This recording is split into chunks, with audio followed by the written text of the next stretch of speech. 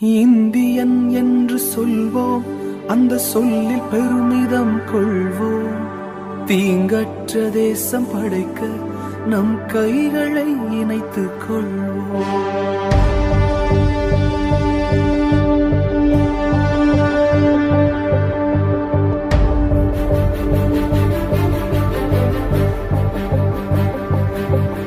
இது எங்கள் பாரதம், இது எங்கள் பாரதம், இது எங்கள் பாரதம், இது எங்கள் பாரதம்.